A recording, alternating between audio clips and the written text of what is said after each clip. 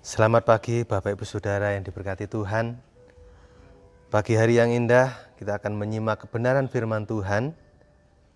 Tema firman Tuhan pagi hari ini saya akan beri judul Rahasia Penggenapan Janji-Janji Allah. Kita awali ayat ini yang saya ambil di dalam Roma pasal yang keempat, ayat yang ke-13. Berkata demikian. Sebab bukan karena hukum Taurat telah diberikan janji kepada Abraham dan keturunannya bahwa ia akan memiliki dunia, tetapi karena kebenaran berdasarkan iman. Saudaraku yang dikasihi oleh Tuhan, bagaimana Tuhan bisa menggenapi janjinya kepada Abraham bahwa Abraham ini akan memiliki dunia. Dalam ayat ini dikatakan demikian. Apakah itu masih relevan buat janji Tuhan dapat dinyatakan di hari-hari seperti sekarang? Bagaimana kita sebagai orang yang percaya bisa memiliki dunia ini ketika dunia semakin gelap, ketika dunia penuh dengan kesusahan dan penderitaan? Mari kita lihat rahasianya yang pertama. Rahasia penggenapan janji Allah yang pertama, itu bukan karena hasil dari kebenaran, karena ketaatan kita. Sekali lagi, bukan karena hasil dari kebenaran, karena ketaatan kita, melainkan kita percaya kepada Yesus. Oleh karena itu, janganlah kita bermegah. Kita boleh menerima janji Tuhan. Janji Tuhan boleh digenapi atas kehidupan kita. Karena janji Allah itu diberikan kepada kita karena kita percaya. Dan karena iman itulah yang diperhitungkan Allah sebagai kebenaran. Saudaraku yang dikasihi oleh Tuhan, seandainya Abraham menerima janji Allah karena dia bermegah atas perbuatannya, tentu ayat ini tidak akan demikian bunyinya. Saudara bisa memperhatikan di dalam Roma pasal yang ketiga, ayat yang ke-21, kita akan melihat ayat ini. Roma 3 ayat yang ke-21, sehingga ayat yang ke-24 berkata demikian. Tetapi sekarang tanpa hukum Taurat, kebenaran Allah dinyatakan seperti yang disaksikan dalam kitab Taurat dan kitab-kitab para nabi, yaitu kebenaran Allah karena iman dalam Yesus Kristus bagi semua orang yang percaya, sebab tidak ada perbedaan. Karena semua orang telah berbuat dosa dan telah kehilangan kemuliaan Allah. 24. Dan oleh kasih karunia telah dibenarkan dengan cuma-cuma karena penebusan dalam Kristus Yesus. Saya lompat ayat yang ke-27. Jika demikian, apakah dasarnya untuk bermegah? Tidak ada. Berdasarkan apa? Berdasarkan perbuatan? Tidak, melainkan berdasarkan iman. Saudaraku yang dikasihi oleh Tuhan, percayalah di dalam Kristus. Yesus Kristuslah yang memberikan kasih karunia dan kita dibenarkan. Dan ketika kita diperhitungkan benar di hadapan Allah karena iman di dalam Kristus Yesus, maka di saat itulah bukan karena hasil kebenaran yang kita lakukan, tapi karena iman percaya di dalam Kristus. Saudara, satu lagi di dalam Roma pasal yang keempat ayat yang kedua. Sebab jikalau Abraham dibenarkan karena perbuatannya, maka ia beroleh dasar untuk bermegah, tetapi tidak di hadapan Allah.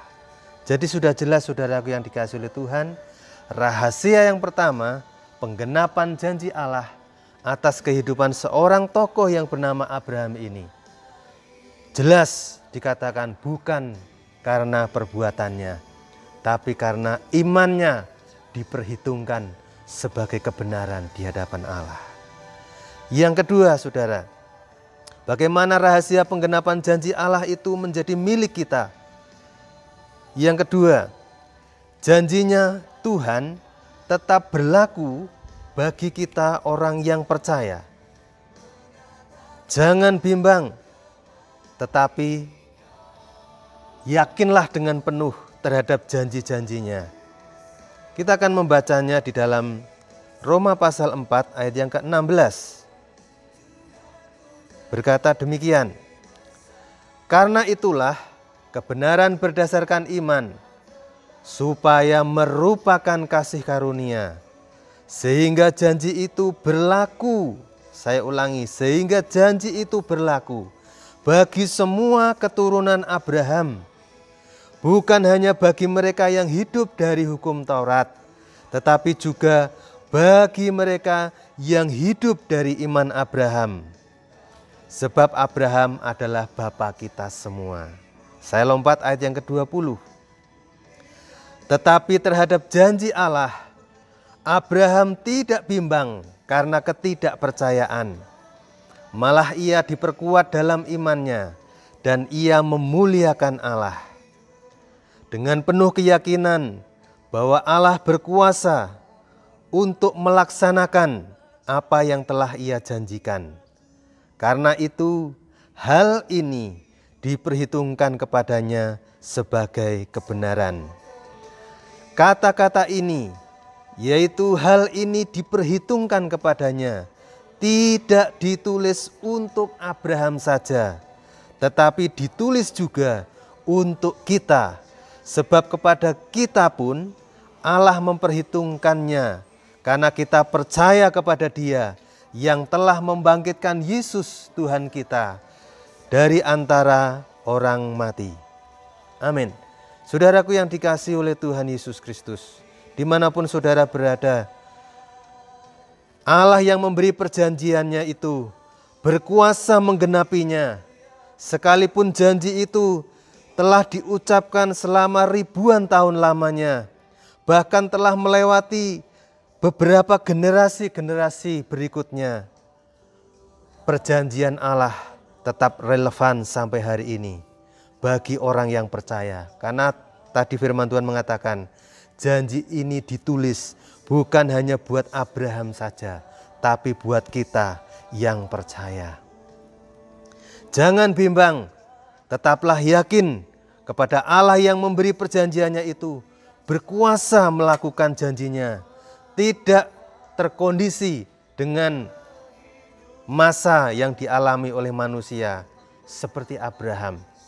Di masa tuanya tidak mungkin untuk melahirkan generasi, tetapi justru Abraham tidak bimbang, melainkan penuh keyakinan, karena dia tahu ketika Tuhan berjanji, Allah berkuasa menggenapi janjinya. Di hari-hari seperti sekarang, apakah janji Allah masih tetap berlaku bagi keturunan Abraham seperti saya dan saudara? Di masa yang sulit, mungkinkah kita akan memiliki janji Abraham bahwa Abraham akan memiliki dunia ini? Demikian juga keturunannya. Dari generasi kepada generasi, percayalah bahwa janjinya tetap pasti akan digenapi. Karena yang berjanji, Allah yang berkuasa menggenapi janjinya. Yang terakhir, yang ketiga, saudara. Bagaimana rahasia penggenapan janji-janji Allah itu akan kita terima? Yang ketiga, tetaplah tinggal di dalam Kristus, maka engkau pasti akan peroleh janji-janji Allah itu. Orang percaya akan menerima warisan janji-janji Tuhan jika terus mempercayainya sampai janji itu digenapi. Roma 4 ayat 14 berkata demikian. Sebab jika mereka yang mengharapkannya dari hukum Taurat menerima bagian yang dijanjikan Allah, maka sia-sialah iman dan batalah janji itu. Apa artinya saudara? Ketika saudara tetap di dalam iman, maka iman saudara tidak akan pernah sia-sia. Siapapun yang percaya kepada janji Allah, firman Tuhan katakan, orang itu tidak akan dipermalukan. Karena janji Allah itu akan digenapi. Allah tidak pernah membatalkan janjinya, sekalipun melewati ribuan generasi.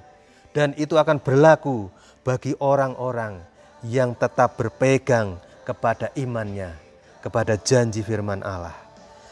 Saya akan bacakan sebagai ayat terakhir, Galatia 3 ayat 21 sampai 22.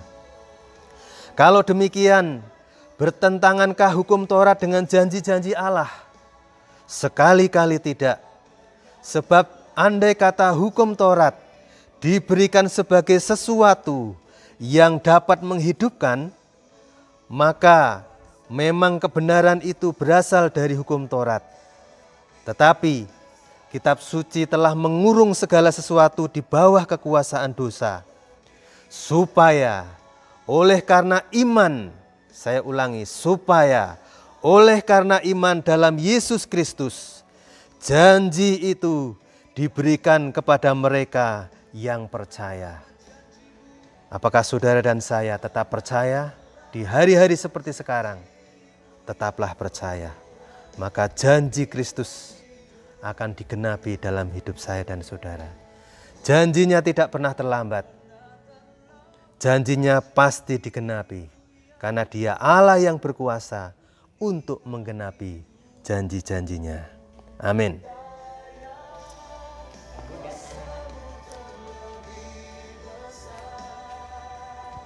Kita akan berdoa, saudara-saudara yang dikasihi oleh Tuhan. Terima kasih Tuhan buat pagi hari ini. Engkau sudah berfirman kepada kami. Jadilah sesuai dengan firman-Mu. Jadilah sesuai kehendak-Mu. Karena Engkau sudah menentukan bagian-Mu kepada orang-orang kudus-Mu yang percaya akan janji-janji firman Tuhan. Terima kasih Tuhan. Diberkatilah semua orang yang mendengarkan firman Tuhan ini.